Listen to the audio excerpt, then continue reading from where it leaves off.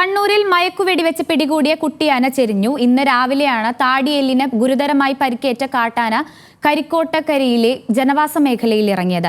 വയനാട്ടിൽ നിന്നുള്ള വെറ്റിനറി സംഘമെത്തി ആനയെ മയക്കുവെടിവെച്ച് പിടികൂടി പ്രാഥമിക ചികിത്സ നൽകിയിരുന്നു.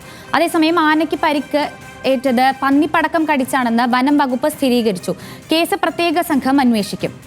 വിവരങ്ങളുമായി നിഖിൽ എ ആണ് ചേരുന്നത്. നിഖിൽ, ആനയ്ക്ക് പരിക്കേറ്റത് പന്നിപ്പടക്കം കടിച്ചാണെന്ന സ്ഥിരീകരണം വന്നിരിക്കുകയാണ്. എന്തായിരിക്കും വനം വകുപ്പിന്റെ തുടർ നടപടികൾ? പോസ്റ്റ്മോർട്ടം ഉൾപ്പെടെയുള്ള കാര്യങ്ങൾ എപ്പോൾ ഉണ്ടാകും?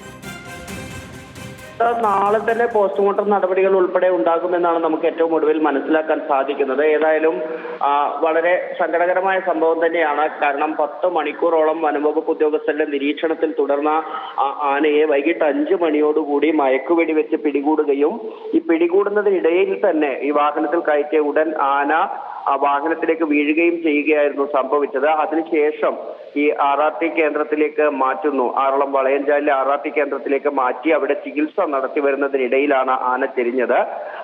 ഏതായാലും വനംവകുപ്പ് ഇക്കാര്യത്തിൽ സ്ഥിരീകരിക്കുന്ന കാര്യം പന്നിപ്പടക്കം പൊട്ടി തന്നെയാണ് ആനയ്ക്ക് പരിക്കേറ്റത് എന്നുള്ളതാണ്. ആനയുടെ പല്ലും നാവും പൂർണ്ണമായും നശിച്ചുപോയി ഈ ഒരു പന്നിപ്പടക്കം പൊട്ടി എന്ന് വനംവകുപ്പ് സ്ഥിരീകരിക്കുന്നുണ്ട്.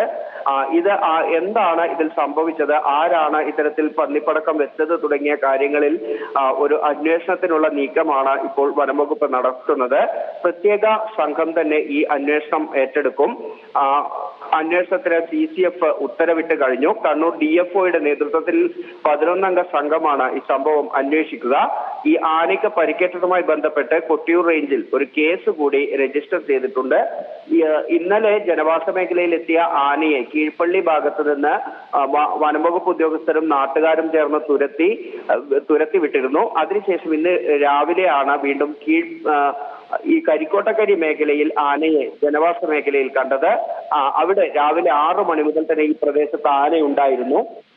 വനംവകുപ്പ് ഉദ്യോഗസ്ഥർ കൃത്യമായ നിരീക്ഷണം ആനയ്ക്ക് മേൽ ഏർപ്പെടുത്തുകയും ചെയ്തു.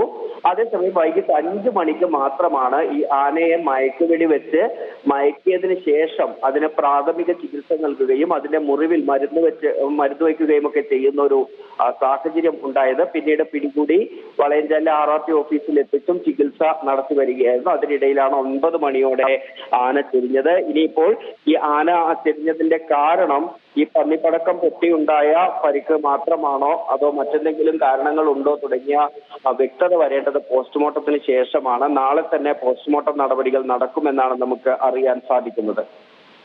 ശരി, കണ്ണൂരിൽ മയക്കുവെടി വെച്ച് പിടികൂടിയ കുട്ടിയാന ചെരിഞ്ഞു എന്ന വാർത്തയാണ്. ആനയ്ക്ക് പരിക്കേറ്റത് പന്നിപ്പടക്കം കടിച്ചാണെന്നാണ് വനം വകുപ്പ് സ്ഥിരീകരിക്കുന്നത്. വിവരങ്ങൾ നൽകുകയായിരുന്നു നിഖിൽ.